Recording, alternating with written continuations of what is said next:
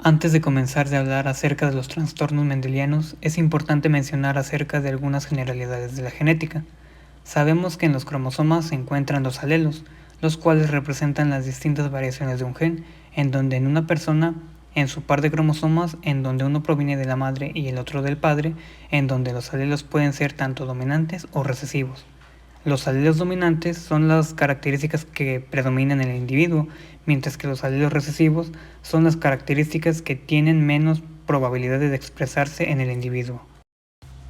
Podemos decir que un homocigoto es cuando el individuo posee dos alelos dominantes, mientras que si el individuo posee un alelo dominante y uno recesivo, se le denominará heterocigoto, en donde la característica dominante será la visible. Es importante mencionar que podemos denominar al genotipo como la información que no se puede ver a simple vista, porque se localiza en los genes, mientras que una característica física que podemos observar a simple vista se le denominará fenotipo. Ahora bien, hablemos un poco de lo que es la herencia. Nuestro material genético está repartido entre 24 cromosomas, los cuales poseen toda nuestra información, cada una de nuestras células, y todo esto en conjunto de la información se le denomina genoma. Nosotros los humanos somos diploides, eso significa que tenemos dos copias del genoma humano, presentamos una copia de cada uno de nuestros cromosomas. Sin embargo, en nuestras células no hay un total de 24 pares de cromosomas, sino un total de 23 pares. 22 de los 23 pares de cromosomas reciben el nombre de autosomas, los cuales contienen los mismos genes, mientras que la pareja que no forma parte de los autosomas son los cromosomas sexuales, los cuales están conformados por dos cromosomas. Si los cromosomas sexuales son dos cromosomas X, el individuo genotípicamente será una mujer, mientras que si los cromosomas sexuales son un cromosoma X y un cromosoma Y, el individuo genotípicamente será un hombre. En cualquier autosoma, tanto en un hombre como en el de la mujer, tienen dos copias de ese cromosoma, uno de origen materno y el otro de origen paterno. Cuando nuestras células germinales, ya sean los óvulos o espermatozoides, estas células se dividirán en un proceso llamado meiosis, en donde estas células reducirán sus cromosomas a la mitad para producir a los gametos femeninos o masculinos.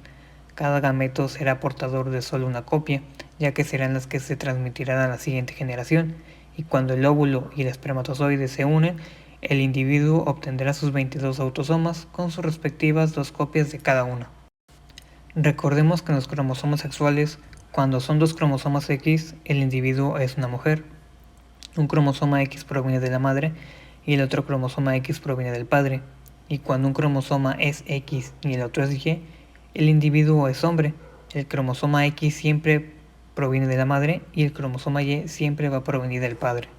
Como ya se mencionó, las mujeres solo son capaces de producir un tipo de gameto, solo con cromosomas X, mientras que los hombres producen gametos con cromosomas X y o cromosomas Y. Es por ello que se dice que los padres son los que definen el sexo de sus hijos, solo que es de forma aleatoria, dependiendo del espermatozoide que fecunda el óvulo. Si el espermatozoide poseía un cromosoma Y, el hijo será hombre, mientras que si un espermatozoide que fecundó al óvulo poseía el cromosoma X, el hijo será una mujer. Ahora bien, un trastorno mendeliano, o también llamado trastorno monogénico, es causado por un defecto en un gen particular, y aquí se pueden dividir en 4 patrones: autosómico dominante, autosómico recesivo, dominante ligado al cromosoma X y recesivo ligado al cromosoma X. En una enfermedad autosómica dominante, si el paciente hereda el gen anormal de solo uno de los padres, puede presentar la enfermedad. Con frecuencia, uno de los padres también puede tener la enfermedad. La herencia dominante quiere decir que en un gen anormal de uno de los padres puede causar la enfermedad. Esto sucede aunque el gen compatible del otro padre sea normal, porque el gen anormal siempre va a ser el dominante. Esta enfermedad también puede ocurrir como una nueva afección en un niño cuando ninguno de los padres tiene el gen anormal. Un padre con una afección autosómica dominante tiene un 50% de probabilidades de tener un hijo con la enfermedad. Esto es válido para cada embarazo, significando que el riesgo de cada niño para la enfermedad no va a depender de que su hermano la padezca. Algunos ejemplos de los trastornos autosómicos dominantes incluyen el síndrome de Marfan y la neurofibromatosis. Un trastorno autosómico recesivo significa que deben estar presentes 2 copias de un gen anormal para que se desarrolle la enfermedad. Para un niño nacido de una pareja en la que ambos portan el gen, pero no tienen signos de la enfermedad, el resultado esperado para cada embarazo serán de los siguientes. Habrá un 25% de probabilidades de que el niño nazca con 2 genes normales, haciendo que el paciente esté sano. Habrá un 50% de probabilidades de que el niño nazca con un gen normal y otro gen anormal, haciendo que el paciente sea portador sin la presencia de signos de la enfermedad.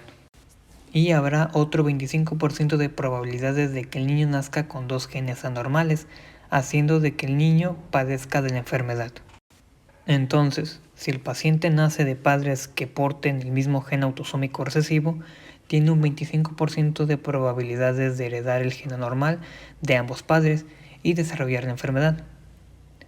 También el paciente tiene un 50% de probabilidades de heredar el gen anormal, haciendo que el paciente sea un portador. Para un trastorno dominante ligado al cromosoma X, si el padre porta el gen anormal X, todas sus hijas heredarán la enfermedad y ninguno de sus hijos varones la padecerá. Esto es porque las hijas siempre heredan el cromosoma X de su padre. Si la madre porta el gen anormal X, la mitad de sus hijos heredarán la tendencia a la enfermedad.